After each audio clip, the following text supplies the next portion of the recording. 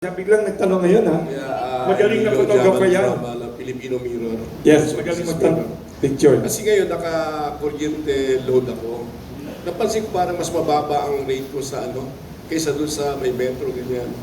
May pagkakaiba po. Ano pong Meralco yung prepaid. prepaid. Tsaka isang maganda rito, pag nawala ka ng kuryente, naka-online lang, Gcash mo lang, meron ka na kaagad. Wow. Maganda eh. Ganyan na ngayon? Wow. Sa Meralco. Meron pong pilot areas for prepaid eh. Hindi pa lang po yan naro-roll out sa lahat. Pero ang unang-una pong candidates natin sa prepaid, yung mga isla. Kasi po napakahirap magbasa ng metro, tatawid mga isla. pa ng isla yung magbabasa Yes, ng yes, metro. yes. It's more, parang matipid eh. Kaysa dati, naka-5 plus ako, ngayon 4,000 plus na lang. Kasi, Alam nyo sir, Bakit? hindi po yan dahil mas mura yung kuryente nyo. Mas mahusay na po kasi kayong gumamit ng kuryente. Totoo po yan. Totoo po yan. Nakakatulong. Yan yung totoong power of the consumer. Once Galing. you have those technologies available to you, you can reshape your demand, your patterns, your behavior. So sabi ko nga po, hindi lang po smart yung appliance, pati yung consumer nagiging smart sa paggamit niya ng kuryente. So congratulations, actually po. Bilib ako. Kayo po ang reason doon kung ba't mas mababa yung kuryente.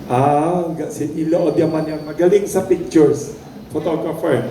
Nagaling na photojournalist. May tanong dito, nakalima na ang nagbigay ng question sa text ko at sa Facebook Live. Yung mga consumers natin na naiinis sa presyo ng kuryente, may complaint ang cooperative sa probinsya, saan pwede mag-complain kay Chairman Mona Di Malanta? How do they complain to you if they complains about kuryente, ganyan? Una-una po ngayon, wag niyo po akong i-email. Wag Kasi mag-email po, kay Chairman. Hindi, wala po akong access.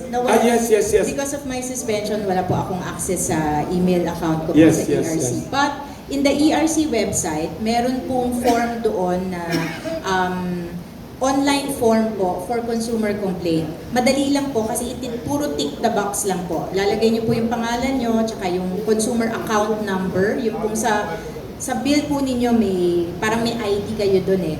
Tapos po i-choose nyo ano yung complaint. High billing, ano pa ba? Unservice, Safety safety, concerns, security. unstable So click nyo lang line. po doon.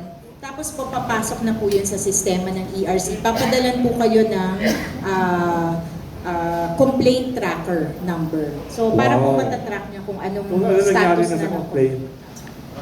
Sorry, may nagtanong pa isang tanong dito.